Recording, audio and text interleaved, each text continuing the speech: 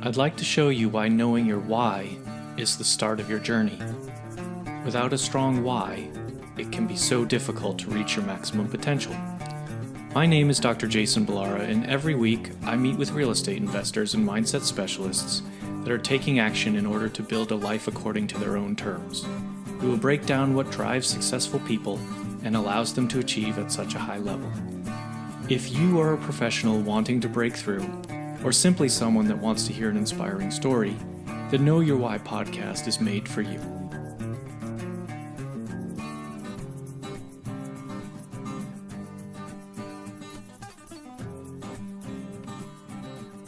Hi everyone, I'm Jason Balara, and this is the Know Your Why podcast. Today I'm here with Alex Sabio. Alex is a married father of 4 from Southern California. He works in the medical field as a respiratory therapist, and he started investing in real estate 15 years ago. He's recently found his niche in luxury short-term rentals. So I'm really excited to hear about this, Alex. And first of all, thanks for coming on the show. Jason, thank you for having me. Really excited to be here. Awesome. Well, we met, I don't remember, a few months ago. It's probably been longer than a few months, but a little while ago at a local meetup. We're both in Southern California. So why don't you go ahead and tell the listeners your background and sort of everything that, where you started and where you're at now. Yeah, well, I wish I had a better story to tell people, but where I found success early, but that wasn't my case at all. My success actually came, I started investing in the mid 2000s, just like everyone else. And the market was very similar to what it is today. It was extremely hot. People were overbidding, going way above asking. And, I was affected by that market crash, just like everyone else. I started investing and I was a terrible investor. I had all these properties that were like negative cash flowing or barely breaking even. And so eventually I had I tried to self-manage a property over here in Loma Linda, California, thinking I would, rent it out to some residents or, students, and that never happens. And I think my mortgage payment was like $3,200 and I think I was renting it out for $2,000. Negative cash flowing like crazy. And this is like 15 years ago when I wasn't making that much money. And so eventually I wound up having a foreclosure, like sometime in 2012, somewhere around there. I just ran out of time and energy and eventually filed for bankruptcy. But the lessons I learned from that is I needed like extreme cash flow to win the day. And so eventually that's how I got turned on into short-term rentals. So I invested, I tried to get into apartments and it just wasn't happening at the time. So my CPA kind of turned me on. She said, hey, a lot of my clients are making good money with short-term rentals. You should really consider it. I had no idea what that was. And this is 2020, not that long ago. This is maybe less than 2 years ago. And so eventually, I started doing some research, like what are the best markets to invest in? Someone told me the Smoky Mountains of Tennessee. I had no idea where that was. I'm here in Southern California. I started doing some research and like, hey, these numbers make sense. But this is in the middle of a global pandemic. This is July of 2020. I invest in a luxury short-term rental in the Smoky Mountains. At that time, that house was sitting there, vacant. It wasn't sold. It was on the market for 40 days and the market completely turned like maybe a month or two after that. But so that was my first one I closed August 2020. And here we are in March of 2022. I have 5 luxury short-term rentals and 2 more being built. So, and those ones, I mean, the cool thing with short-term rentals is you don't need that many to be financially free. You just need a handful. So yeah, that's where I am today. Awesome. Are you still working as a respiratory therapist? I am. Yeah. A little bit longer. Yeah, a little bit longer. Okay. Wasn't sure if you had gotten to that point or what your plan was as far as, leaving the W-2 at some point. My wife is also a respiratory therapist. She retired like shortly after, like maybe 3 months into it. We just saw the bookings like left and right. We're like, $3,000 booking, $4,000 booking. We're like, oh, this is easily more than what you make. Yeah. And the thing is, we didn't want to be both working. And what happens if a guest contacts us? while we're both at Right. work or something like that. So she was able to leave. And then, I still enjoy my job. I really enjoy it. There's some security there that I need to get rid of, just Yeah. some fears Yeah. before I get to that point. So, Yeah. I understand. I understand that feeling. Well, that's super cool. So I actually didn't know that part about, having gone through the bankruptcy and everything. And I think it's, that happened to a lot of people. You're right around the market crash, people had issues. But I think what I really like about it is that, you didn't let that sort of stop you. You kind of came back to it and knew that real estate investing made sense. And you pivoted, I guess, in terms of strategy. And it's funny that you say, oh, I was negative cash flow. It's like, well, we can do that now in Southern California too. That's not, that's kind of a factor of, maybe the market that we live in. So when you got that first short-term rental, it was, July of 2020, obviously was a, sort of a scary time. What sort of went through your mind? What was your mindset about doing that? Did you have any concerns like, oh, people aren't going to travel, and here I am buying a cabin in the Smoky Mountains? Like, what was your thought right. process? Yeah, it's crazy, right? I'm a little reckless like that. And so, I ran the numbers. At the time, we were analyzing a bunch of different multifamily units. And there was this one we were about to jump in on. It was in Kentucky, and the population was 5,000. And I'm like, oh, I really don't want to do this deal. It was a heavy value add. We're probably going to cash flow $2,000. But I was trying to get my first multifamily deal. And in the end, I convinced my partners we shouldn't do this thing. So we backed out. And then I told myself, you know what, if I'm comfortable taking on this C-class property, 60 unit for $1.2 million, that's a heavy value add, population was pretty low. And then I looked at this luxury short-term rental for half the price that was going to generate 2.5 times more income. There's certain you better well be comfortable doing that versus the other one. And so then I jumped in. And then really it was just networking with a lot of different individuals that were doing the same exact thing. And once, I started hearing multiple people like absolutely killing it in that market, then that's when I felt comfortable. And then obviously you can learn everything on YouTube nowadays. And so I must have like binged. From the second I called my agent until the time I got a property under contract, it was 2 weeks. It was 2 weeks. I went there, visited, saw the property, made an offer. And then like from 2 weeks from, hey, I'm going to pivot into short-term rentals, I was in. But in that 2 weeks, I was just consuming info left and right, contacting investors left and right. So then I felt comfortable getting into that. So Yeah, that's awesome. And I guess I wouldn't say reckless. I think that this is, I think, essentially that mindset that separates real estate investors from people that just never do it, is that you calculated the risk, and then you saw that, there could be great reward. And as, sort of foreshadowing, I know that there's been great reward for you. So take us through that process. Like, you get the first one, you got under contract in 2 weeks. What kind of happens when you do that? yeah, so I went and visited the market, and it's crazy because my agent, I had no idea what the homes in the Smokies were going to cost, and I've invested tons of real estate out of state, all of them like 60, 80, $100,000, and I get there, and she's like, "This is the one you need to buy, $600,000." And I'm like, my jaw almost dropped. I'm like, "What are you talking about? We're in Tennessee, and a lot of Southern Californians are bougie. We're going to look down on other states. Like, they don't, even today when I tell people I invest in Tennessee and Alabama, they're like, oh, what are the homes? 100,000, 200,000. Right. I'm like, no, they're more expensive than here. The ones I get are $600,000, $800,000, or close to $1 million. And they're like, what the heck are you have an amazing view, or is it a mansion? I'm like, no. But the thing is, we're buying them based on the income potential.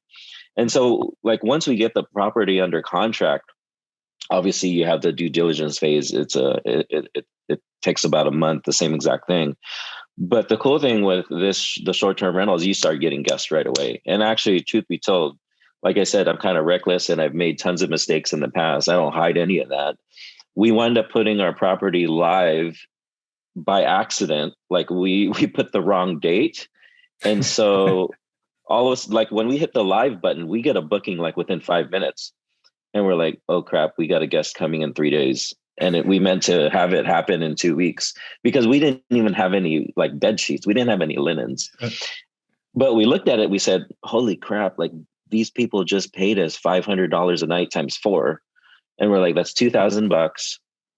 That's almost our entire mortgage. Our mortgage is like $2,600. And we said, we're going to do whatever we can to get this guest in here. We'll pay whatever we can to get the bed sheets on there. And I think we paid like an extra $1,000 to get the bed sheets on there. And so in the end, we're like, okay, that's a win-win. You know, we didn't lose out and cancel the guests because we started doing research. You never want to do that. And and then the cleaners were upset at us, like, hey, what the heck's wrong with you? Now we got to rush in there and clean the property and fit linens and everything. I said, I'll pay you whatever you want. What do you want? $1,000? And then they said, yeah, that's fine. So then they were less upset. And then right. And then from there, it's off to the races. Because the thing is that I closed, like I said, August, and it's still like the tail end busy season. And then you have Labor Day weekend and so on and so forth. And then like it's crazy because you realize you're onto something right away. And then like right away, like within a month or two, I get another one under contract and another one and another one and another one. So when you go live with them, it's a funny story. When you go live with them and you start getting these bookings and things like that, how far out are people booking, or does that kind of depend on what part of time of year it is? Like if it's not the busy season, are you seeing the bookings out months in advance versus like if you're right in the middle of it, they're coming up fast? Yeah. So I'll let you in on a little secret. So what I do is I apply whatever the airlines do, right? So I actually jack my prices up, and it depends on your comfort level because a lot of people want to get bookings right away. Because the thing is, I think a large percentage of the population will book 40 days in advance, right? Mm-hmm. With me in the busy season, especially in the Smokies, because if you go to that market, you realize that supply and demand are heavily in your favor and there's just not enough places to stay. And so what I do is I jack the prices up to where they can't book my place 40 days in advance. If they do, they're paying a very high premium for it. And then what I do is when it gets closer to the booking date, especially during summer, then I open it up. And then like the airlines, what happens when you book a last minute flight? The prices start going up, right? More. Yeah. Right. And so that's what happens with me. I tend to start increasing my price. And the thing is, there's all of these tools nowadays. And if I were to start investing in luxury short-term rentals, maybe 5-10 years ago, I probably wouldn't have done it because the technology wasn't there. Like the technology is still brand new and still evolving. So there's all of these apps that I have. Like I have a pricing tool app that will increase the price slowly as the date comes. So I actually make like probably 20-30% more in the busy season because of that strategy. And that's significant. You're talking in July, one of my rentals generated $30,000 in that 1 month. That's and crazy. So it probably would have been closer to $20,000 had I had it booked way early. But the thing is, when you're getting last minute pricing, you could generate so much more. And I do that for the busy season. So. Yeah, no, that's a great strategy. It makes a lot of sense. So just on that technology, that app does it automatically for you. It's sort of, you can automate it in there and just say, bump it up these increments, as it gets closer and closer to the date. Right. There's all these dynamic pricing tools, but I tell people it's just like driving a Tesla. It's not supposed to be completely automated. You do need a human behind the wheel driving and really telling the app what to do. So a lot of times people will get these apps and say, hey, it's automated. It's completely hands off. But I guess that's what differentiates me. I obsess with it and I still tweak like the automated app. But yeah, and those apps are like, I mean, you're talking $20 a month or something like that. It's not that expensive. Not bad. Completely worth it. Yeah. Awesome. So you're in the Smokies, and you're in, what's your portfolio look like? I guess, where are your units located? Yeah, and so my portfolio is actually small, but that's a strategy, right? I could have easily purchased a lot of these smaller homes, but the thing is, when you have to communicate with guests, you'd much rather have 5 larger properties versus like 10 to 15 properties, because now you're dividing your time up, right? And so we have 2 larger luxury short-term rentals in the Smoky Mountains right now in the Pigeon Forge, Tennessee. The second one actually has an indoor pool. And if you could get one with the indoor pool, it absolutely kills it, absolutely crushes it. I have an A to B comparison because one has a pool, one doesn't. It's the same exact builder too. And both of them are 4 bedrooms, and both of them were about the same location. And the indoor pool absolutely crushes it because you're differentiating yourself from others. And then I have 3 more in Gulf Shores, Alabama. So they're beach properties. It's kind of like a bucket list thing for me. I never in a million years thought I would own something on the beach. And here I am with 3 beach properties. That's a new market for us. It's completely different. So we'll see how that market goes. We just went live recently. We acquired them just maybe 3 months ago. So. Oh, okay. All 3 at the same time. Did you buy them as a portfolio? Yeah. It was a 1031 exchange. Like I said, once you find something that's working for you, you go all in. And so I had all of these long-term rentals that were cash flowing maybe $100, $200. Some of them were cash flowing more like $500. And the market had gone up. They depreciated, but I was in C-class neighborhoods. They're all like $80,000 to $100,000. Some of them were paid off. And so I wound up selling those and using that money to get into these beach homes, something that I never, like I said, never thought I'd have. So, gotcha. And then right now we also have, So right now we also have 2 more that are being built that we have under contract in the Smoky Mountains. So, okay, let's talk about the ones being built, because I've heard a lot of people, and maybe that's just a supply issue, right? People, there's not a lot of already built homes available because short-term rentals are so hot. So tell me a little bit about that. How did you kind of decide to make that step, and how's it going?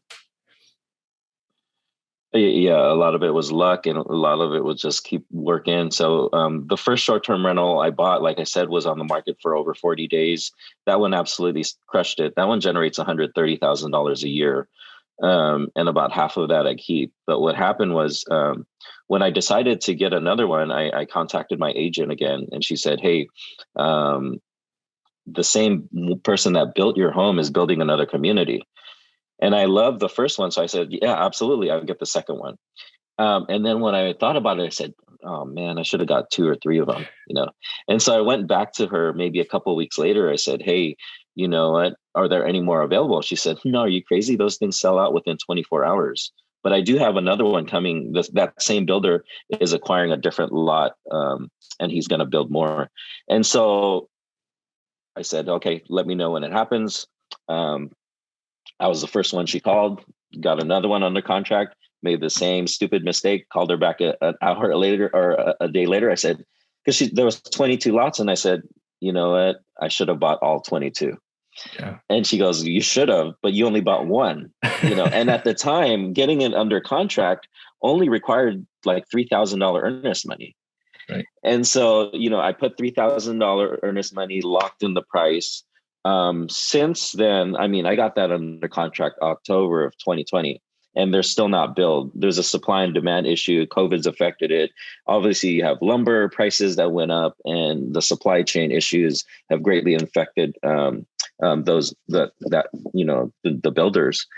And so, but I got that under contract for like one of them. We got under contract for $690,000, but it's easily worth $1.3 million today. Yeah. And so even if I just didn't want to talk to one single guest at all, the second it closes, I could easily just turn it around and sell it, because there's so many people trying to buy luxury short-term rentals, and especially that with the indoor pool, because they generate so much income. I could easily sell it and get something else if I wanted to, or keep it. We'll see. Yeah. So it's all you've had to put into it so far is that the $3,000 earnest money, and you're just but see, and the problem now is that everyone wants to do the same exact thing, and like I said, I was a fool for not buying all of them. So now the builders are requiring like 5% down or something like that, because they're hip to the game now. They're like, right. Or some of them want 10% down. So you're talking 10% down on an $800,000 home. It could be $80,000 non-refundable earnest money. We have no idea what's going to happen with interest rates, what might happen to the market, whether it crashes or not. And what if it doesn't appraise at that point? Like, and they're so behind with their builds, it could take them. What happens if it takes them 2 years? Right. That's a blessing and a curse with that market, is that there's just not enough hands on deck to build these things. So the reason why it's a blessing is because I feel like it can't get oversaturated. Like, they can't build these homes fast enough. Yeah. And so your competition is just slowly coming in. It's not like, let's say, if a builder came in, like, I don't know, DR Horton or KB Homes came in and just said, well, we're going to build 2,000 homes. And then all of a sudden you have all of this competition. With us, just the competition kind of steadily comes in. So, yeah. And you're not going to, I guess, not that couldn't happen, but with the supply chain issues and all of the, labor shortages and all of that, I think it's not like another company is going to come in there and not have those issues. So you've got those same delays are going to happen no matter who it is. So yeah, I mean, that's a great point as far as just the supply and demand isn't going to change that much, because you can't, essentially people can't keep up with it. So yeah, it's a very valid point. So what's your plan? I mean, what are you just going to keep kind of digging in on short-term rentals, getting more and more of these? I know you said, it's better to have a small number and manage them. Yeah. But I know, for myself and a lot of people, I think it's like, you're like, oh yeah, I just want a few units. And then you're like, well, if I have a few, that's good. What if I have twice as many, and it's just kind of get in that cycle. What are you looking forward to as far as the future? Man, really good question, because I could tell you I don't know. Because the thing is, the goalpost keeps changing. When we first got the first short-term rental, we said, let's just get one. And then all of a sudden we had this goal, like, maybe if we had really just 3 or 4, we could probably replace both of our incomes easily. Well, we blew past that.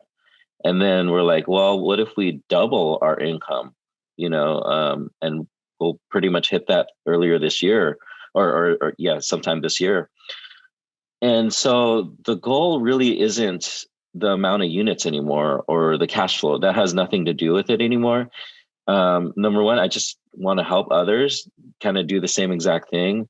And so I answer investor questions left and right all day and talk to them. And then it's about helping others and providing value to others now. That's really all I focus in on. And then whatever comes from that comes from that. Because now I talk to so many different investors and they're like, oh, I'm investing here. What about here? And so you get this shiny object syndrome and you're like, maybe I do that. Maybe I think about that. Like I met one person who does Airbnb arbitrage, who doesn't own any of the properties, little out of pocket, but he's generating, you're talking like maybe $60,000, $70,000 a month profit. And you're like, well, what the hell am I doing here? You always find all these different things. Right. So I don't know. Before short-term rentals, I wanted to get into multifamily. I still think that's something I want to do, because I've seen a lot of people convert their multifamilies into like short-term rentals or midterm rentals. And I see the extreme potential there. I mean, there's a huge play there that not a lot of people are doing. So we'll see where this goes. I don't have an answer for you as far as numbers of units or money. It's really just a goal of helping others. And really, I just want to do something cool and hang out with some cool people. So we'll see where this takes me. If I do nothing from here on in, I'm perfectly fine. I mean, like financially, I'm fine, but I just want to do something cool and have a purpose there. Yeah, no, I think that's great. I think it's true. And, probably a good sort of segue here into, sort of the next component of this was asking you questions. But I think that it's true that, the goalpost shifts, right? It's like when you start, you probably don't have the mindset of how successful it actually can be. You didn't anticipate that you were going to get, one short-term rental and that was going to be enough to retire your wife. Like it's just like, that's not necessarily on the radar when you start. So then when you see the potential and things like that start happening, and then it's like, you get some of that success and it's actually easier to build on that success. So now you know how to do it. You can kind of just repeat that process. As you said, if you had, you should have bought all 22 lots, but at the time that wasn't right. That's like not on your radar. Maybe now if that same opportunity pops up, you're buying 22 units or 22 lots. So it's just kind of one of those things that it's like, you just, as you grow, you figure out, kind of what you want to do with it. So, really cool. Well, then let me do that. Let me switch gears here and ask you the questions that I ask every guest. And the first one, maybe touched on a little bit, but the first one is based on the name of the show being Know Your Why. But what is your why? What drives you? And not necessarily what is your financial goal, but sort of what's behind it. So everyone has like the same exact why that I hear. It's all about their family and all of that. And that is the main reason. I look at my family and I want to, provide them something better than what I had. Unfortunately, that's not really what drove me more than anything. Really, I was miserable at work. And it was like I had, some stuff happened, and it was like I looked around and I said, this can't be my life. I can't stay here for the next 20, 30 years. And I work in an area where I see that. I see what my future was going to be. I saw people that were there for 20, 30 years, and I saw they were absolutely miserable. And that fueled me so much more. Like getting into real estate was because of my family. What really what fired me up was like, oh my God, this can't be my life. I can't get, that can't be me. And then that kind of, propelled me into the short-term rentals to replace my income. And then now my why is really just helping others now, helping others get to that same point. So now I created a healthcare professionals investing in real estate. That's my Facebook group, because I want to help other healthcare professionals kind of do the same exact thing, whether it's, short-term rentals or other other avenues of real estate. So, are you doing any like mentoring or coaching or anything like that? Not, I guess not official. I don't know how many other people I've helped, but I don't charge anybody for it because a lot of it goes back to your why. I think I could have definitely partnered and put out a course, but I get more, what's called, I just get more pleasure just seeing people get to financial freedom and getting to a certain point in their life where they're in the same area as me. They're like, okay, I don't have to work anymore if I don't need to. And I just want them to get to a point where they're enjoying working because they enjoy working. But I don't offer those courses, and I've done everything for free, to tell you the truth. Like I said, I'm kind of reckless. I probably could have made a grip of money there, but like I said, I just like making $1,000, $2,000 off someone that doesn't move the needle for me at all. Moving the needle is just seeing someone successful. So, yeah, that's awesome. I agree. I mean, I think a lot of people create courses, they make money off their teaching, and I don't. That's fine, but that's always been something that I just want to help other people. It's like, right. It's more satisfying to just see them, sort of achieve some financial freedom, just grow. It's kind of the same way I feel about, when we're syndicating and bringing in investors. It's like, I want to give them their distributions. Like I want to multiply their money. Like I think it's great to really help people out that way. So that's very cool. Mm-hmm. Right. Second question then, what is something about you that maybe isn't common knowledge that people don't know special skill, hobby, anything?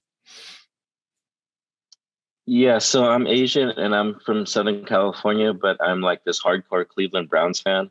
And it's probably the worst thing about me because I hate the fact that I'm a Cleveland Browns fan because our team sucks. And so whenever people see it, they're kind of surprised. Like, at my workplace, I have a badge that says Cleveland Browns Yeah. that holds, and it's this huge thing. It's not small either. Right. And people always look at it like, what? Like that picture doesn't make sense. So that's one thing about me. Okay. Then I have follow-up questions. First of all, how did you become a Cleveland Browns fan from Southern California? That's one Right. one key question. Yeah. How does that happen? I wish I knew. Just like really, randomly picked, No. So what it was is, so I'm 42 years old. In the 80s, there was this game Tecmo Bowl that I used to play all the time. And the Raiders were my favorite team. I'd just hand the ball off to Bo Jackson every single time, run it right up the middle. He'd go 80 yards every single time. And so I'm like, okay, this game is pretty cool. But the Raiders left. And I was so upset at the Raiders when they left. They broke my heart. And then the second team I used to play, like when I played Tecmo Bowl, is I would play I'd be the Cleveland Browns because they had this amazing punt returner, Eric Metcalf, and I would just love to return the punts or whatever. And then they had this quarterback I like, Bernie Kosar, that used to try to throw the ball sidearm, and I used to try to do that, growing up. And so when I had to pick a team, it was unfortunately the Browns. And the thing is, Browns fans are absolutely miserable. So, but now I'm stuck. Amazing. Yeah. I'm absolutely stuck. Now it's your okay. Second follow-up question to that. Are you happy about getting Deshaun Watson? Conflicted. Okay. Yeah, conflicted because of all of the stuff that's going on, and maybe I just don't know too much about it. I would have loved our regular quarterback, Baker Mayfield, but he just wasn't getting the job done. And we had to move on. I don't know how many jerseys I have. I have every single jersey. Like, oh my God, Tim Couch. Like, I have like 20 jerseys upstairs of different quarterbacks. I'm tired of buying jerseys. So, yeah. After all of the things that's going on in the media with Deshaun Watson, and the fact that we replace quarterbacks every 2-3 years, it's hard for me to buy his jersey. So, yeah, no, that's I'm a big Patriots fan, so I'm indifferent to the Browns, other than almost sort of feeling bad for Browns fans. But I think, me and my friend are big football fans. We were talking about it, and it's like they gave up a lot. They gave up a lot to get, I think, a question mark as to even whether or not he gets suspended. Yeah. But anyway, we'll see. Hopefully what we do. Yeah, we make bad decisions. That's what we do. It does seem to be the theme. But anyway, off topic. But I was really curious because that's funny that you're a Browns fan in Southern California. All right, next question. When people hear this and they want to reach out to you, Alex, what's the best way to get a hold of you? You can find me on social media. Instagram's at the real Alex Sabio, or you just type in Alex Sabio, it should come up. Or on Facebook, I'm really active on Facebook. Just type in Alex Sabio, or you could find our Facebook group page. I'm really active there. Healthcare professionals investing in real estate. So. Awesome. Final question: what piece of advice would you give to someone who's getting started in real estate to help them, kind of achieve the level of success that you have? Yeah, just jump on in. It's not going to be perfect, and where you start isn't going to be where you finish. If you told me when I started investing in 2004 that I'd be investing in Eastern Tennessee, like what are you talking about? In Airbnb, like there's no way I would have thought that. But just open your mind. Just get started. Just start doing something, because you're going to learn something from it. I made tons of mistakes. I had a foreclosure, had a bankruptcy, almost lost everything. I've been scammed, like out of 16 grand into a home that really wasn't the developer's. The developer didn't own it. He wound up going to jail. So the thing is, it's not going to be all home runs. Eventually what you do is you just want to keep falling forward. just keep falling forward, and eventually you'll get to somewhere you want to be. So yeah, no, that's a great piece of advice. It doesn't happen overnight, and it's something that you just can keep building on. Even the mistakes, the things that go wrong, whatever, you just keep building on those and using them as learning, learning moments. Yep. No, absolutely. It's great. I mean, it's a great piece of advice, and your persistence, I think, is really, people can listen to this and see, hey, some things went wrong, but here you are, and now things are going very, very well. So that's awesome. Mm-hmm. Thanks for coming on, Alex. Really appreciate it. I appreciate your time. I think there's a lot of great advice here. So thanks again. Sure. Right. Thank you. Thanks for having me. Yeah. I'd like to show you why knowing your why is the start of your journey. Without a strong why, it can be so difficult to reach your maximum potential. My name is Dr. Jason Balara, and every week I meet with real estate investors and mindset specialists that are taking action in order to build a life according to their own terms. We will break down what drives successful people and allows them to achieve at such a high level. If you are a professional wanting to break through, or simply someone that wants to hear an inspiring story, the Know Your Why podcast is made for you.